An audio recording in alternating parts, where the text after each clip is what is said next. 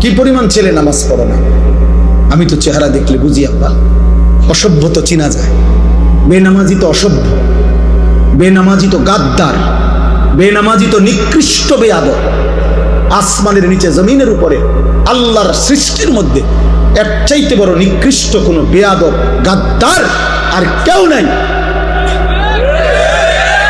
বেনামাজি সবচেয়ে বড় গাদ্দার, সবচেয়ে বড় ঘাটতেরা, সবচেয়ে বড় বেয়াদব। কেন বলে কেন? প্রশ্ন হলো কেন?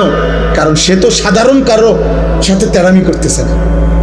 এ তো এত বড় মহান মালিক, গোটা কায়নাতের মালিক, গোটা সৃষ্টির সৃষ্টিকর্তা, যিনি অস্তিত্বের একটা সেকেন্ড যে আল্লাহর ফয়সালা ছাড়া বাঁচবে না, যার এক একটা নিঃশ্বাস আল্লাহর ইচ্ছায়, যার এক এক সেকেন্ডের বেঁচে থাকা, ওয়াল্লাযী ইউহয়ী ওয়া ইউমীত, আল্লাহ বলে আল্লাহই মৃত্যু দেয়, আল্লাহই জীবন দেয়, আল্লাহই বাঁচিয়ে রাখে।